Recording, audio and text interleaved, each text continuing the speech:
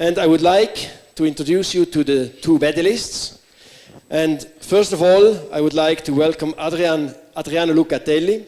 And he deserves a very special welcome because you might know him from the social media. He's a bespoke ironist, if you want, a bespoke person against the hype in Bitcoin and cryptocurrencies. And yes, welcome Adriano. I think it's a great sign of this openness, and that's why he's also a friend of our community, that he is coming here and basically is being challenged and will challenge Betschart. Very welcome. We know him as the president of the Swiss Bitcoin Association. He's chairman of the board of Feathercoin, and he is here also. Obviously, I just understood that he does not claim actually the beetle versus the hodl, but we all believe that he is the owner of that one. He might not even have done that by, or he has done it by accident. Nevertheless, thank you very much for being here. Sorry for my. Oh, thank you. Actually, I should have stayed home, but I could not let you down, and I want to see if I get out here safely. And you need some people. Okay, no. I do. So, indeed, okay, the Swiss call me the first traditional economist of Switzerland criticizing Bitcoin, and I've done that after having been a great supporter of the idea of having private money. And I try to explain to you why I think it got out of hand, and we have way too many speculators in the system, and we probably have to sweat it out, as has happened during the dot-com crisis. And that's why I showed you two. First of all, I'm a Eugene of the financial guys in the audience. I'm a believer in efficient markets. I'm a disciple of Eugene Fama. So, how to say, the bubbles do not exist for me, but there are hypes, and I do like to compare Bitcoin to the dot-com crash and not to the tulip bulb, whatever, crisis, because I think that's misleading. And I just wanted to show you these two slides, traditional ones, and you see the Nasdaq Composite. It's very similar, so what I expect is that you will find something, it will probably be somewhere here, and we were lucky to get all these idiots out of the system, and I hope they will stay away and lick their wounds, realizing that they just lost about 10,000 per Bitcoin BTC. Anyway, I was asking myself, being a libertarian actually, and I like very much the ideas of Hayek's and von Mises. I like Bitcoin, the idea of having a non-governmental money. But Bitcoin at the end, to me, I ask myself, what the hell is Bitcoin after all? Is it a commodity like gold? Because everywhere everywhere Bitcoin is described, you will see a gold coin. So is it gold? And then I feel, well, it is not, because gold, after all, you can use industrially, not heavily. And I agree, I prefer gold here than in the safe. But still, I can use it here. Bitcoin is a bit difficult. So it is not really a commodity. So if it's not a commodity, is it an asset? Then I think, well, can I use, maybe I'm too old and too traditional, but I cannot find a valuation tool or valuation method that helps me to understand Bitcoin. I cannot use DCF. It has no intrinsic value. It's nothing. Zero. Value zero as a commodity, value zero as an asset. If you want to keep it, feel free. But don't blame me, I haven't told you. And the only reason for me to see that kind of price level is because it's a currency. And between currencies, US dollars, Swiss francs, apart from interest rate differentials, blah, blah, blah, Rudi Dornbusch and all these economists who try to find a fair value for a currency pair, it's demand and supply and demand, full stop. It's what people are ready to pay. But that is only true as long as people believe that they can switch from crypto to fiat, what I can do with dollars. I mean, I can pay with euros and dollars here, no problem, even cash bills. But if people start to fear or have second thoughts that they cannot switch back, it's dead, zero. And I'm not talking about regulation from China and all these nasty governmental interventions that could kill Bitcoin anyway. So now people tell me, yeah, but Adriano, you imagine Bitcoin could be finally a secure store of value. Store of value? Oh, I see, store of value, great, okay. Yeah, but it's an inflation hedge. Ah, okay. Inflation hedge? Let's take gold, perfect inflation hedge. Or the insurance against crashes. What happened? February, to gold, with gold and Bitcoin. Nothing of positive correlation. So people do not use Bitcoin as a safe haven. Full stop.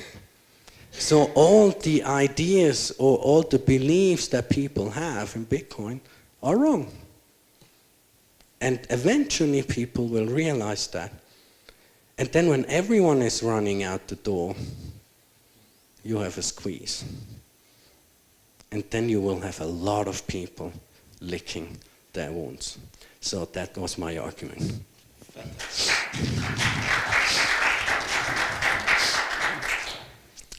Okay, thanks. Actually, I believe agree with a lot of what you said. Actually, with all of it. It's kind of boring, probably. But maybe, maybe. But just to say, maybe say it a bit different. Show again the first slide, please. So I mean, this is kind of mean. You should have taken a logarithmic chart, because what you see in Bitcoin and volatility, it goes down all the time. I mean, yes, it looks very extreme, but if you actually compare it to the years back, it's getting boring. It's getting more boring every year. We have less volatility. It's only going down 50% and not 90%, 95%. So we're improving a lot. And of course, we are not there yet. We just need, I mean, the idea is to have Bitcoin as actual money. We're not there yet absolutely on the technology side. I mean, if you use Bitcoin, you will see if you still do transactions on the blockchain, that's what we do now. It's slow, it's expensive. And that's also the same for all the other digital currencies. Just most of them, they don't really get used, so you don't have the problems yet. Of course, we're working on that, like Lightning technologies and all that kind of stuff. So we'll get there actually from a technology and usability point of view that you can use it as a money, but we're not there yet. I think same when it comes to which one? Oh, anyway, also when you said that that it's like the correlation. The other slide you showed me before, actually, with when the it's the one, the next this one actually. Yeah. Yeah. I mean, there I think also when you have a bigger market and actually more data, we will see how the correlation will be between Bitcoin and the traditional market. But it's really like, I think it was more coincidence actually that it went down at the same time the market went down, because it was really overhyped. I mean, it was really, so everybody was kind of waiting for the crash, and that's what happened. And then it's like a self-fulfilling prophecy thing. So I'm very confident that we get there to actually have a real currency. We are on a very good track. I mean, Bitcoin is running since 9 years. We have done massive improvements on the technology side, also on the usability side. The market is getting bigger because more people coming in and believing in the idea of having a free market currency, borderless free market currency. And that's why I think it's just, we need more time. Of course, the price, as always, is, since you don't have this ways of measuring it, it's just showing expectations and not actually real use. I'm very confident that we get there since we have the smartest people in the world working on it. Good. Kind of.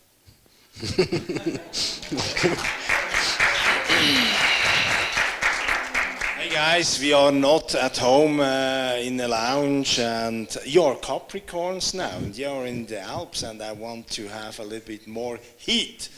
3 minutes for you, just give him a bit more hell, okay? Come on. I like the guy. Very difficult. Heat. Okay, where shall I start? I doubt that the best people work in the project called Bitcoin. I doubt that. I wish that some more realism would come into the Bitcoin community, not fight and be libertarian. Everything that looks traditional is bad and shit and this and corrupt, and maybe it's true, but if you want to change the system, I think the attack is or the way they use Bitcoin is, in my view, the wrong way. Yes, there are smart people out there, definitely. It took me a long time to even understand how that damn blockchain works, and how that, it took me a while to understand how to use it. But as long as we have banks who try to jump on the bandwagon and make a quick buck by issuing a pseudo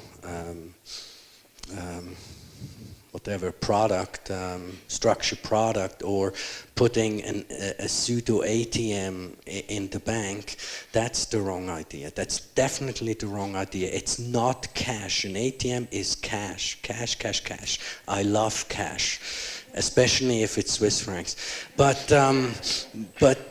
to tell people it's cash is really stupid, and then make sure that these ATM machines work, because make sure that the exchanges work. So I support you in making Bitcoin a success, but you have lots of homework to do. You basically go back to the drawing board and try to redo it, because I believe in that. We are very close, actually. I just think we should restart, maybe with some other people. Yeah, you see, the problem is the bankers who are selling it to their customers, even though it's not ready from technology perspective. So it's kind of comes from the same people, more or less. I mean, they don't know what they're selling, and the buyers don't know what they're buying. So they're just buying the idea. I mean, it might work, but it's still, they should be aware that they're putting just money on something that is a big experiment. If you talk to the Bitcoin developers, they will all tell you that this is a big experiment, don't put any money in it. Now I need support. I need to drink. I think it was a nice ride. We had great fun with Bitcoin, and it opened our brain, and it was the right solution to the catastrophic financial crisis. And it could be a solution to financial inclusion. I just don't think it's going to be Bitcoin. And the longer, for the reasons I said, maybe if it goes down to zero, we can use it as a token, digitized for whatever it is. But or we can use we can use it as a digital print, the 3D printer. But let's forget Bitcoin, and let's try to find something new that really makes sense. Okay. 1 minute. I mean, it will be Bitcoin, because everything that starts from scratch has the same problems, or would be kind of imposed by higher forces, kind of like UNO or whatever, or government, and that's not really what the idea behind Bitcoin is, so it's not an alternative. Okay. Okay. Now the rule says that you keep silent and you listen. You listen to the people left and right, and then you can recharge your argumentation, right? Okay. Oh, that looks pretty. Eh? Somebody needs to support Adriano. Oh, yes. Oh, yes. Great. Robert. Thank you. Okay. I absolutely agree with you. It has no value, and this is exactly why this is so valuable. We have never talked about this. It's always technology, figures, facts. It's all in our brain. It's not true. Bitcoin is a religion. It's about beliefs. We want to believe. We want leaders. It's an emotional thing. It's here, and the majority of the people, they live here. They act here. So we are the brainy people. Western people is all in the brain. But like, the decisions are made here. So it's a religion, and we don't care about the facts. And it's true. It's true. So Bitcoin will survive, and it will be the new religion, and it will push away all the religions, and there will be leaders, and they will tell excuse me the word, they will tell bullshit, and it will make it stronger. So this is the new religion, and it will change the world and bring peace and heaven to everyone, and that's why it's so strong. May I make sure it's only 1 minute until I forgot that. Okay. Please. So if that were true, then Bitcoin wouldn't have declined from 100% of total market cap of all cryptocurrencies to around 34, 36% of all market cap, number one. Number two, most of the Number two, excuse me, you're taking away from my time. Number two, most of the protocol innovation, to address your point about correcting flaws, most of the innovation is in all of the newer altcoins, where they're associated not only with innovative decentralized business models, some are re-centralizing through hybrid public-private blockchains, some are permissioned only, some are hybrid with advanced curation for content monetization, for music monetization. All kinds of creative business models are happening outside of the Bitcoin sector of the cryptocurrency protocol innovation. That's point number two. Point number three, we really have Can address that later. Okay. 1 minute. Thank you so much. No. Later. Thank you. Next one. Good stuff. No. Stay here. I'll stay. Because nobody is in the queue. I'm here on the standing point of technology. I believe in technology, and what's driven every country, every strong country in the past 10th century at least, is the technology. Doctor, I invite you over to our side. A few months, few years. Yeah, but the value after centuries going to be increased because we people invest in this because they believe in the technology itself, not only Bitcoin. Okay. No. Next. So I've heard the word belief several times. I believe that you believe, but I also believe that the empirical innovations, which will be adopted by governments through governance, protocol innovation, through financial institutions, through the regulatory environment, making it comfortable for institutions, advances of making KYC AML universal and not just optional. I think these are the things that we should believe in. Thank you. I can say, right? You say that Bitcoin will go to zero. I have just one question. Do you own Bitcoin? Not anymore. I mean, right from this moment or before? No, but when it was, I don't know, 14,000, okay. Something like that. Okay, I thought it would be another answer. Okay, anyway, I would just want to say that Bitcoin, it's a new store of value. And until people believe in money, and they have been believing that for long, until they believe in the digital world, it will be the digital gold. And until the money disappear, Bitcoin will never go to zero because just people start storing their value in Bitcoin instead of standard gold or other physical stuff. So that's one of the main reasons. And the volatility that is going down, and you see that on the graphic, is one of the main arguments to that. Thank you. Okay. So I believe that there's way too much volatility when you concentrate wealth in only one asset or one item. It's much better to take a portfolio approach. Markowitz won a Nobel Prize for economics for his theory of portfolio diversification through combining non-correlated or low correlation assets in a portfolio. So I think it's wrong for institutions or individuals to concentrate their their risk capital in one coin. I think it should be distributed over many coins that are non-correlated across different asset categories or different business model categories, not just payments, which is the case with Bitcoin or Bitcoin-backed assets, like gold-backed Bitcoin, which is not successful, by the way. So I think that there are other vehicles for solving the problems that Bitcoin wanted to solve. They're being better addressed by other protocol innovations. Thank you. Okay, thank you. The last on this side, then we go back to, you can take your seat. Thank you very much. Okay. You go back to you guys. I think the strongest case argument for Bitcoin has actually not been made yet, and that is that it's got inherent qualities that make it not just the equal but the superior of gold, and that's why it's referred to as digital gold. If you look at why gold is valuable, it's not because you can use it for dentistry or wear it on your arm. I mean, that's rubbish. Yes, you can do that, but something doesn't have value because it has value somewhere else. I mean, that's not a strong argument. Look at what it actually has value for in the use that you're looking at. In other words, why is it a currency? Why is it a store of value, inflation hedge, etc.? And if you look at those qualities, that it's divisible, that it doesn't deteriorate over time, that it's not produced by a central bank that can just inflate it away, etc., etc. There's about 6 different qualities that are widely known. If you go on Wikipedia, you can read it. Every single one of those qualities is also shared by Bitcoin. So Bitcoin has all those qualities, plus Bitcoin has a further quality that it's digital, where gold is not digital, it's physical, so gold can be confiscated like it has been confiscated throughout history.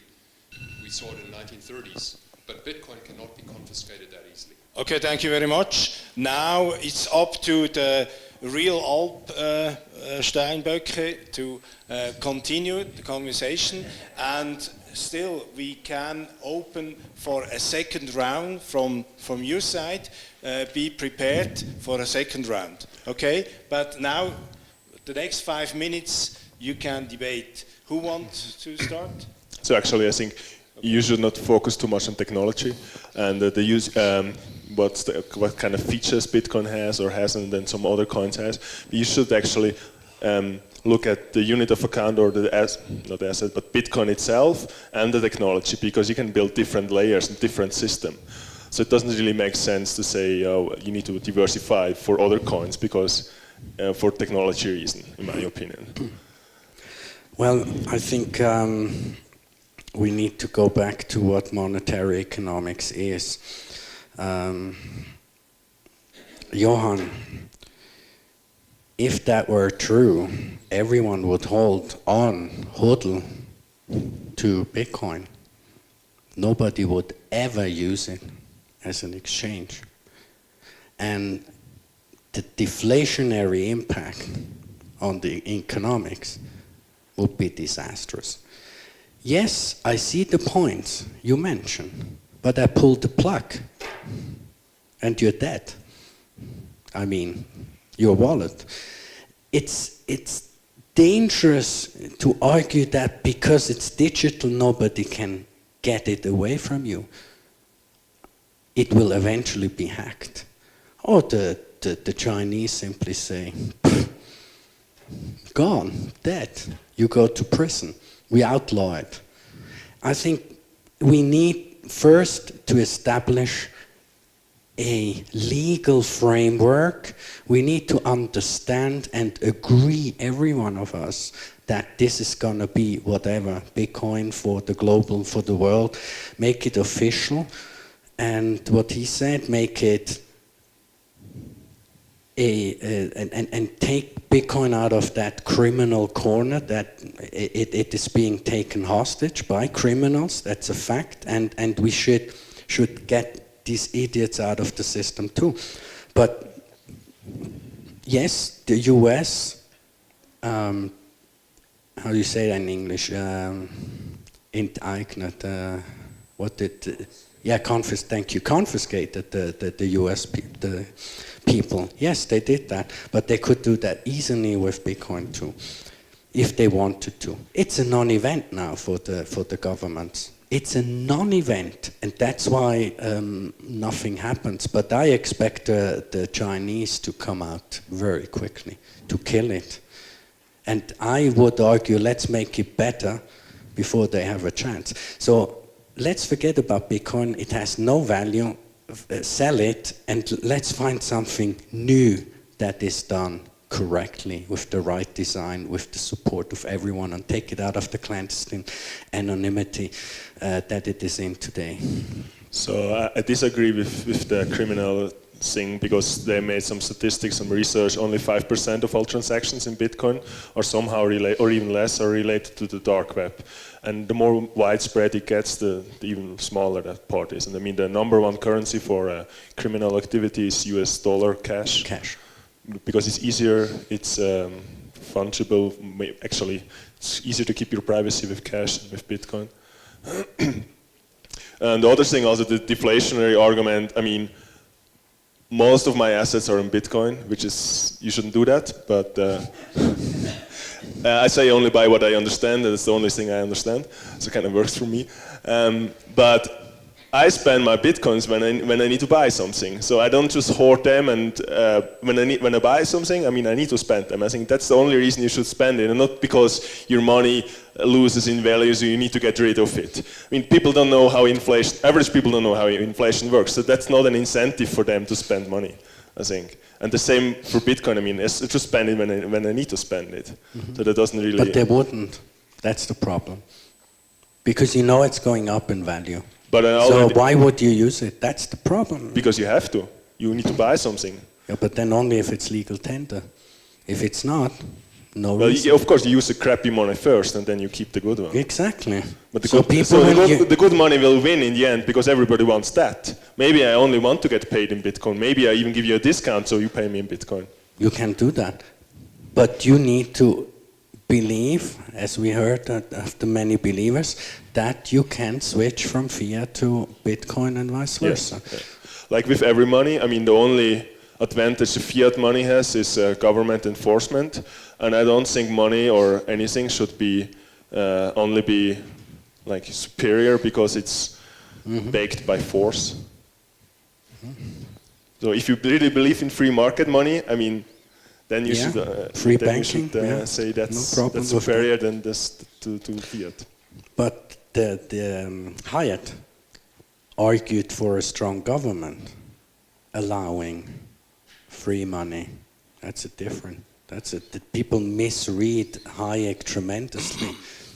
They misuse him actually to make Bitcoin a household name, but it's not. He would argue no, it's okay, but you need to say whatever. Your government or Switzerland needs to make it an official, money currency to pay taxes. Then it will survive.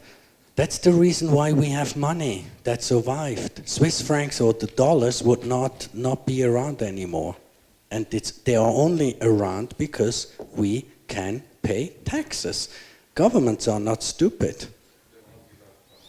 Yeah. Okay. Stop. That's very good. Very good. At least here is a clear disagreement. Well, very good. I want to throw another bone into the discussion. I mean, we have yesterday quite a nice debate about centralization and decentralization. And I understood that Bitcoin has been invented by a group or a guy or whoever, Satoshi Nakamoto, who had something in mind: peer-to-peer. Peer-to-peer economy, peer-to-peer anything. And what I heard out of your discussions, and have not really realized a clear opposition from you, peer-to-peer does not work. That's essentially what I heard out of your discussion, because you always mentioned governance, etc. So my question is, peer-to-peer, does this work, or is it just an illusion or fake or whatever with regard to Bitcoin? I think it works. For me, peer-to-peer is just a different word for a free market without a middle party, and that's the government in the middle. So that's for me the definition of peer-to-peer. Say it again. Peer-to-peer is free markets for me. It's the same. It's when you don't have a middleman, and the middleman with money is the government.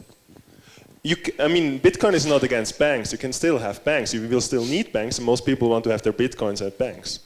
But you don't need the government anymore, but you can still have it. But it's an alternative. And that's what the free market is about anyway, right? Okay. I cannot enter the debate, basically. Let's reach out to the public. Is there anybody who wants to raise a word? Okay. Okay, great. Come on here. We have a next round. You keep silent, listen, okay, and then we go to the final round. Okay, I'll keep this short and sweet because it's actually already all been said. I just wanted to say that with my heart and soul, I want to be standing over there. That's where I want to be. Unfortunately, I was born with a paranoid brain. What I worry about is that the more successful Bitcoin becomes as a free alternate currency, not under the control of governments, the more the governments are going to crack down. And they can do that in a number of ways. They can just shut off the gateway to fiat, and you're in a lot of trouble. So, Lucas, I really want to be over there. Convince me, and I'll come over. But right now, I'm just a bit too paranoid.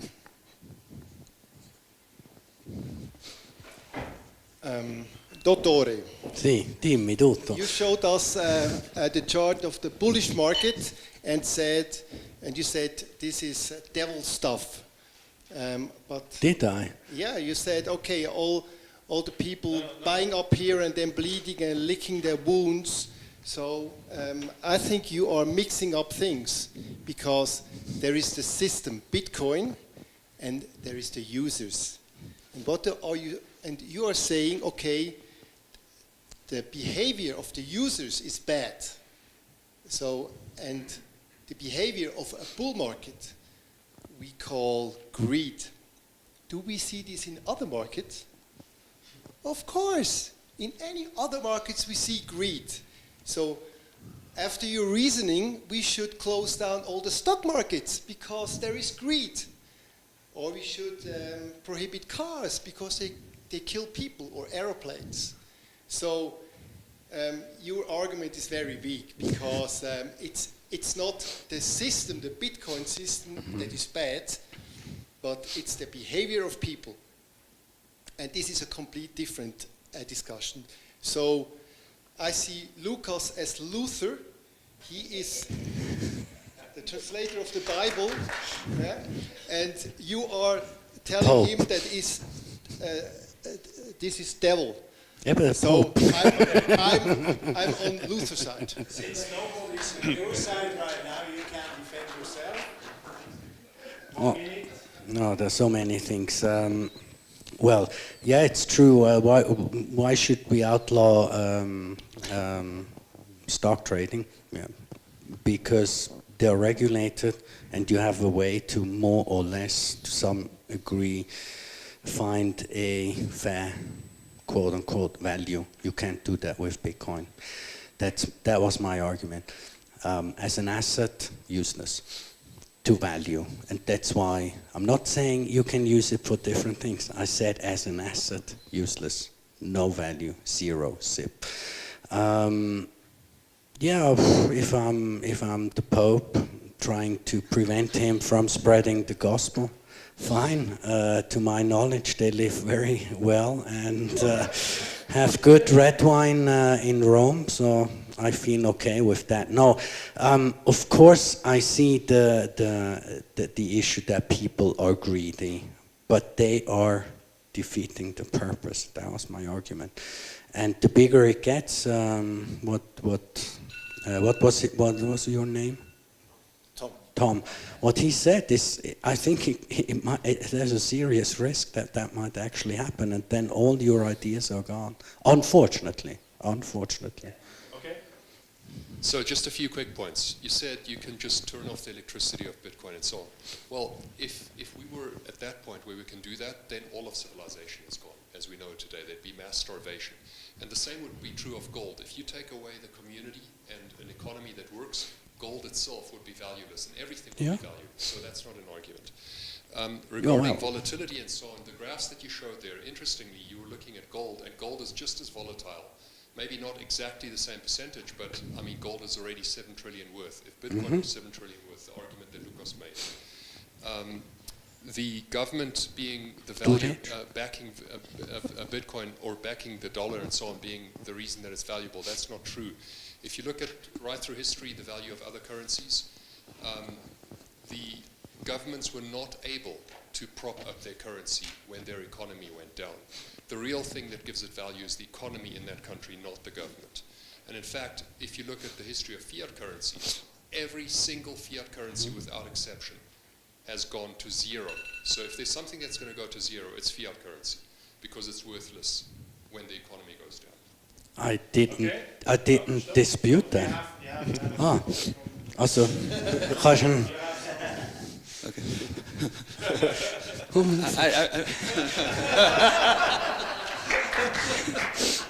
I remember an article of Adriano where basically he announced that every fiat currency goes to zero. That's part of the system. So you have total agreement on this. My point is only, I should be on the other side obviously, but my point is only, if 40% of the value is owned by a small number of people, is that really an improvement to the existing system? Okay, that's a rhetoric question. I understood. Okay. On the other side, thank you very much. Actually, I would like to continue exactly what you said with this value distribution. I'm sorry? No? Works? It's better, yeah. Perfect. Very close. I think there were a couple of studies last year where they had a look at how many people are using right now actually Bitcoin. It was, I think, Cambridge Judge Business School who analyzed it, and it was, I think, in May. And they analyzed that only 11 million active Bitcoin wallets are in the world right now, or actually it was a year ago now. So right now we are maybe at, I don't know, 50 million. If you think about the Bitcoin as worldwide, could be a worldwide equivalent to money and so on, then we are extremely at the beginning of everything. So I think that explains the high volatility and that things are going up and down quite fast. So there are not that many people in the market. Another thing is, which is actually quite interesting, we are at the crypto mountain and we are talking about Bitcoin. So Bitcoin is always in our heads. So just from a commercial perspective, it will be there. Everybody knows it. Nobody has an idea about Litecoin or some other currencies which are too new. But Bitcoin is here for 9 years now. And everybody knows it. And I think we always forget that. Yeah, and this would be maybe another option. And one last point, I'm sorry. No. Just a minute. Okay. First response. Since nobody's here, Adriano, you can just take the word if you like. Or you can give him point. No, of course, the big advantage of Bitcoin is that everybody knows it. I mean, if I drive Uber from my office home and we talk about Bitcoin, then something got really out of order, something that is not going well in this system.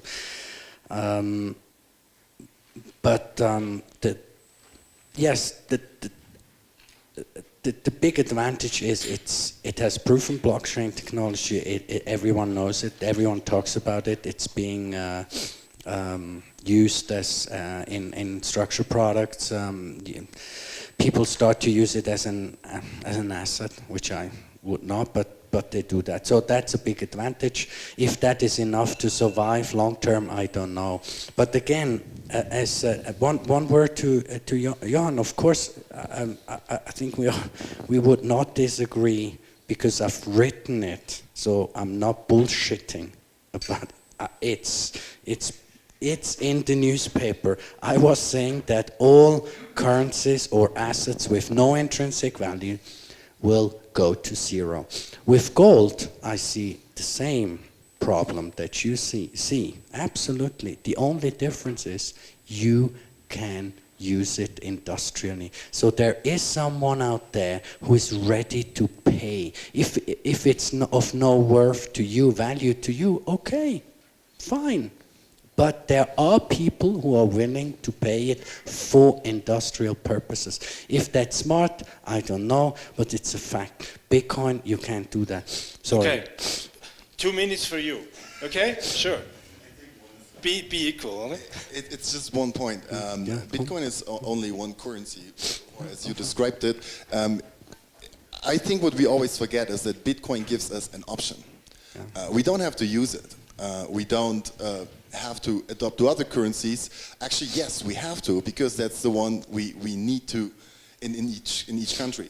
Bitcoin gives us an option to use it worldwide, in different countries, peer-to-peer. Either we store it at a bank or we store it at home. We have it. We have so many options to do that. So the cool thing is, and I think it was Andreas also, Andreas Antonopoulos, I'm sorry, I just forgot his name, was also mentioning Bitcoin starts to kind of introduce money as an application. So we can use it for whatever we want, and we can use different currencies for whatever purpose we think is the most, the best for. And I really like this idea, and therefore I don't believe that Bitcoin will go to zero, because there were always people who were interested in it and always people who are using it. Okay, thank you very much. Now it's your turn. 1 minute, please. So I just want to use this opportunity to thank you for your arguments. I would like to cross-examine a few of your arguments. So could you tell me the rate of the number of transactions per minute for Bitcoin compared to other distributed ledger technologies? We're talking about settlement, right? 7 per second. 7 per second. In the settlement layer of blockchain. And how does that compare On with a Ripple? Lightning layer, you can have millions of transactions per second, which is an off-chain. For the audience, could you define Lightning? Which is an off-chain micropayment, smart contract-based transaction system, where you do the transactions and you only do the settlement when you actually need to, which kind of makes sense. So when people say Bitcoin is slow and expensive compared to other This is like doing a transaction on a blockchain. This is like doing a transaction on Swift. You don't do that as a normal person. Now, with regard to cryptographic security, how would you rank Bitcoin compared to, say, Hashgraph or Hyperledger, which is Byzantine fault tolerant? Well, it's different trade-offs. So kind of like there you trust certain people, and that's not interesting for me.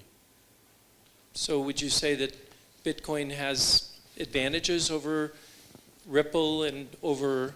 And what Absolutely. Are the I mean, advantages? if I would take the Swiss National Bank anytime over Ripple, because I rather trust the Swiss National Bank with the money supply than a private company. Why should I trust Ripple to issue with the money? I mean, that just doesn't make sense. We are now in But, the Q&A I mean, this is kind of situation. like we're discussing continue the altcoins. battle. So, okay, just arguments, no questions. Okay? Okay. Sure? Is Also, it true? the last argument, okay? Is it true that there are disadvantages for Bitcoin, or would you say there are No, that's the question. Sorry. Is Sorry. it true? You do not stick to the rules. Come okay. I think the audience would like. I would like a vote from the audience. Can I ask for a vote? You will talk on behalf of the audience. Does the audience have?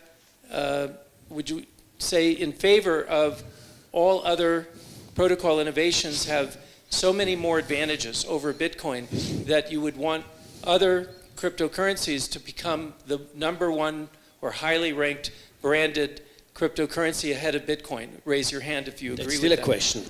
You're confusing question, not an argument. confusing technology and the money. I'm sorry. You take over. That's not the rule. I am in command. Sorry, I am in command. No, sorry. It's your task that you now finalize the discussion.